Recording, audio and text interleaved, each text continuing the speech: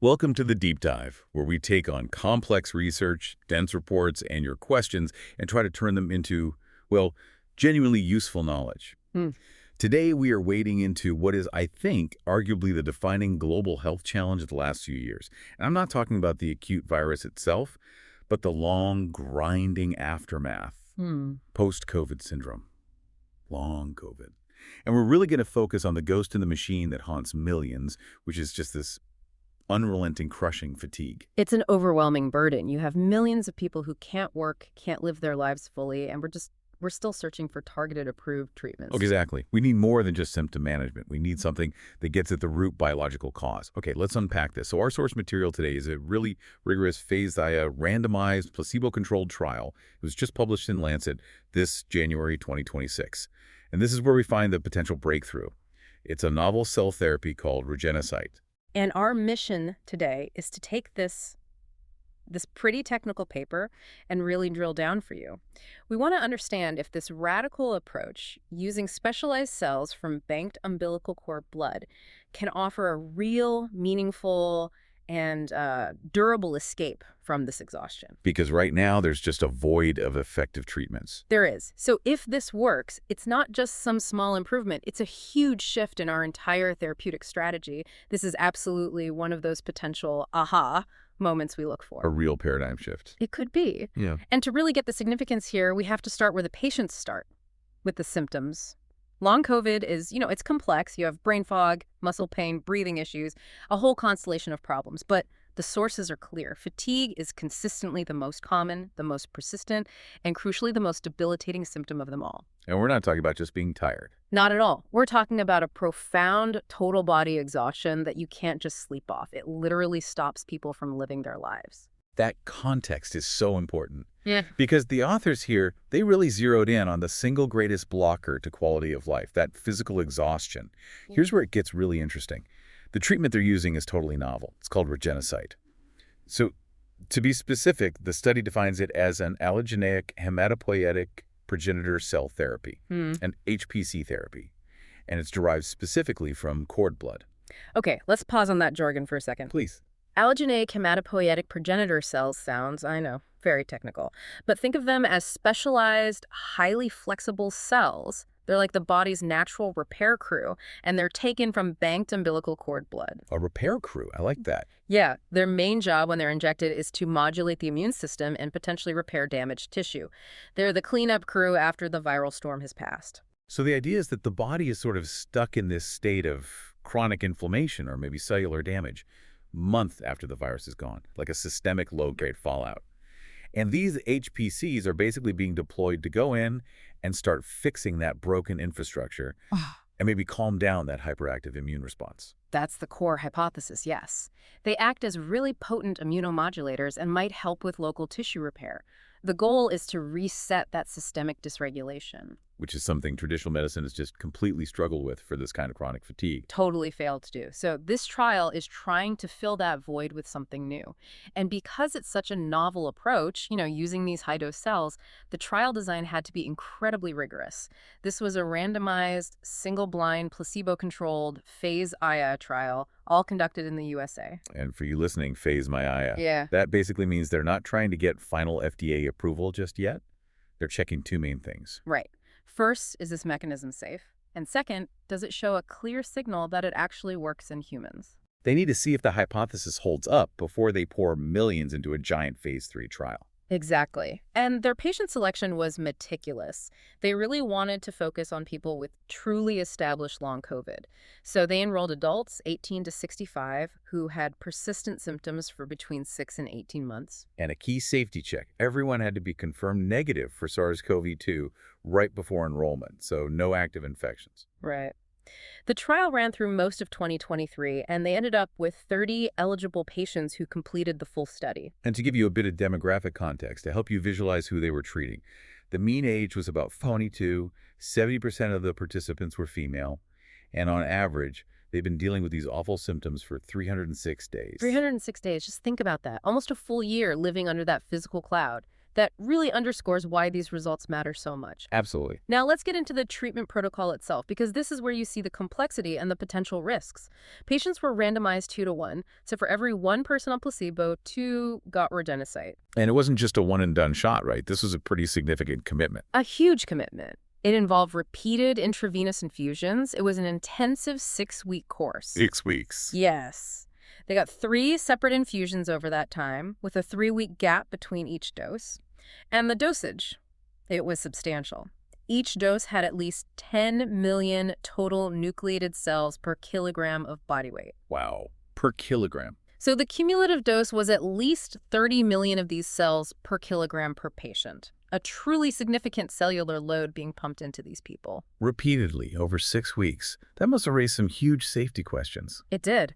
Which brings us to what is, I think, the most critical and maybe revolutionary detail of this whole trial.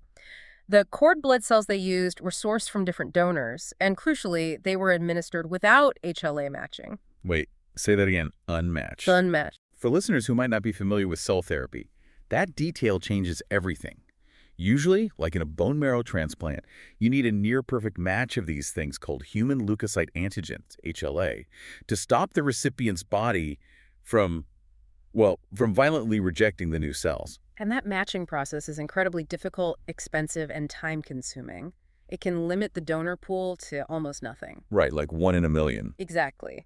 The fact that they could give these high-dose, repeated infusions from different unmatched donors and not set off a massive, dangerous immune response, that's just something profoundly different is happening here. So if this protocol is safe and effective, you don't need a huge globally matched registry. You just need a standard cord blood bank. Precisely. It turns the logistical nightmare that plagues most cell therapies into a scalable clinical reality for millions of people. That immediately tackles the problem of cost and scalability, but still. Yeah. Giving that many unmatched cells repeatedly, the number one concern has to be safety. Let's see if they cleared that bar. Well, the primary endpoint of the trial was exactly that, safety and tolerability. And the key safety nugget here is, it's extremely encouraging. Frankly, it's surprising given the complexity. The therapy showed remarkably good tolerability. Only 2 patients, that's just 10% of the REGENECYTE group, had any mild grade 1 adverse events. Just 2 mild events out of 20 patients. Over a 6-week intensive therapy. That's incredible. It suggests the treatment is very manageable, and that whole hypothesis about non-rejection, it's holding true. The mechanism is viable. So with safety established, we can turn to the key secondary endpoint, efficacy. Did it actually work against the fatigue? And this was measured using the Chalder Fatigue Questionnaire, the CFQ-11. Right, and the CFQ-11 is critical because it's a patient-reported outcome. It doesn't just ask if you're tired. It specifically separates the results into physical fatigue and mental fatigue. 2 different domains. Exactly. What's fascinating here is the results were stark. The difference between the groups was huge. REGENECYTE produced a significant and sustainable improvement in overall fatigue symptoms compared to placebo. The statistical significance was very strong, a p-value less than 0.01. And crucially, this wasn't just some temporary boost. The improvements showed up really early as week 6. Right at the end of the dosing period. And they persisted through the entire 20-week follow-up. So it was a durable change in how patients could physically function. Precisely. But if we drill down into the type of fatigue that improved, the study gives us this vital clue about the biological mechanism. The most pronounced benefit was seen almost exclusively in the physical fatigue domain. Okay, that is the critical nuance. We can't just rush past that. Mm-hmm. Because the therapy was just, calming down general inflammation everywhere. You'd expect broad improvements, cognition, everything. You would. But the biggest impact was on physical capacity, the ability to move, sustain energy, fight off that post-exertional malaise. It absolutely implies a targeted action.